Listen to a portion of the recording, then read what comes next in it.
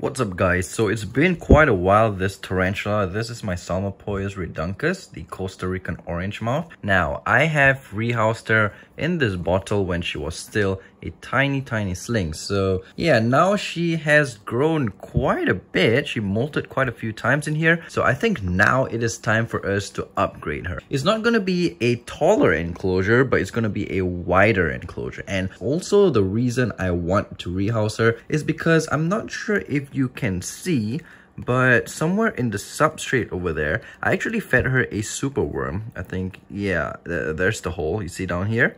Yeah, down here. Yeah, you see there's a hole, but I'm not sure if you can see, but there is a superworm pupa in there. So for those who don't know, superworms, they turn into beetles after they pupate, and they are very aggressive. Even when they're like small superworms, they are already pretty aggressive. When you throw in any meat, they will devour it. And when they are beetles, that's no exception, because they are aggressive as well and will not hesitate to attack your tarantula. So what we're going to be doing is, yeah, I know you're wondering, how am I going to get this tarantula out the cap? Well, I've got it all planned out, because I mean it's quite simple. Just put it into the hole, one of the holes, and cut all around it. So yeah, let's do that right now. And I don't know, hopefully, you see I've already made a small slit over here. I was testing before I started this video. I was testing if the scissors could go in, and I managed to give it a small snip. So let's continue one round. I'll put you guys over here on the table. Sorry, my feet, I don't like feet. Do you guys like feet? Okay, that's not a part of this video, but let's see, where was the, yeah, over here. So what I'm going to be doing is basically, sorry if you can't see, it's just, yeah, there we go. Just going to cut all around, and then we will be able to get her out. This was a, if it's not obvious already, a temporary enclosure. And yes, you can keep arboreal tarantulas in bottles like this, because I mean it's tall. Arboreal tarantulas love the height, so this is what I did. And yes, the Salmopoeus reduncus is an arboreal tarantula, just like the Salmopoeus aermania, Cambridgei. They all like to climb and hide in trees, in high places.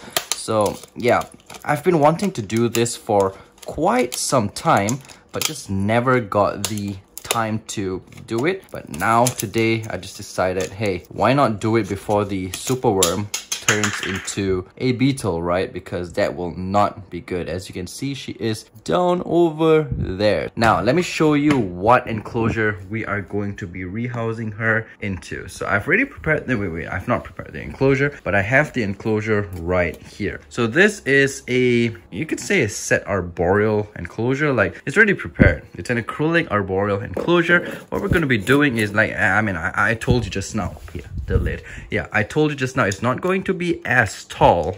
Look at that. Oh my god, it's not going to be as tall, but it's definitely going to be wider. So that way I can put a cork bark in there, and she will be able to web around without the fear of that freaking beetle trying to attack her. Yeah, so basically, I'm not sure if you have seen this enclosure before. I think I had my versicolor in here before, the mature male. So yeah, basically it just opens like this. You lift it up, and there we go. We have an enclosure, and also suitable for arboreals, because arboreals, most of them actually need a lot of cross ventilation. So this is a perfect enclosure. I'll toss in some substrate, and I will be back. Alright guys, so I've got the enclosure prepared. So basically it's a little bit of substrate, because they're arboreals, and I do still give them quite a little bit more than what arboreals are usually kept at, because they do in fact still like to burrow. As you can see, this one, she just likes to stay at the bottom, but it just gives them the option to do whatever they want on the floor. And I've just tossed in quite a few moss in there, quite a bit of moss, just so the humidity, I can just maintain it like that. So I don't have to wet down the substrate, which will potentially mold. So I don't want that. So I'm going to be, when I want to spray this, when I want to mist this or humidify this, I will just spray it on the moss. And I've got a little cork bark over here. I had to break it because it's a little bit too long for this enclosure. We're going to be putting the cork bark something like this. I think that's good.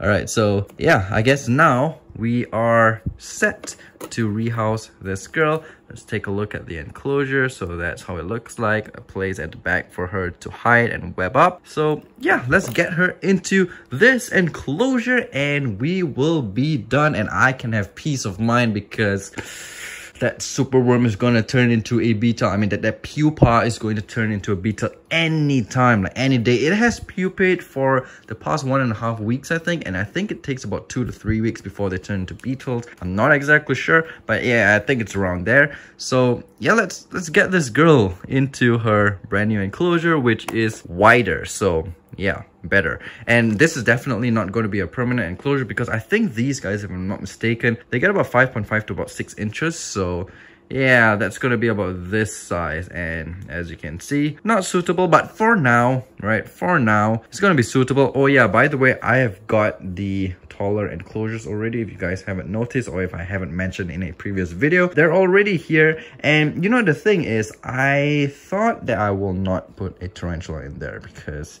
I mean, look at it. It's really big. And the tarantulas, the arboreals, maybe they get about this size, right? And they're just going to be like, just tiny and probably going to stay at the corner or something. So I don't know. Maybe I'll put a small species of arboreal snake in there. I'm not sure, guys. Let me know in the comments below what you think I could put in these. And yeah, we will decide on that. Anyways, let's get this girl into her new enclosure. Yeah, these plants have been in here for ages. As you can see, they are dried. So hey, what you doing down there?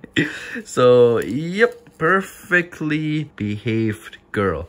Let's get this into the bin first because we don't want to dirty up the place. All right, so now it's going to be way easier. Yep, thank goodness the beetle has not decided to emerge yet.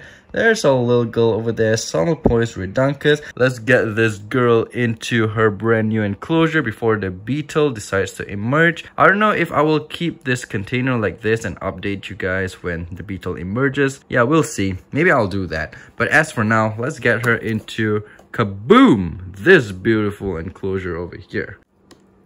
I don't even need a stick. Go on. Ooh.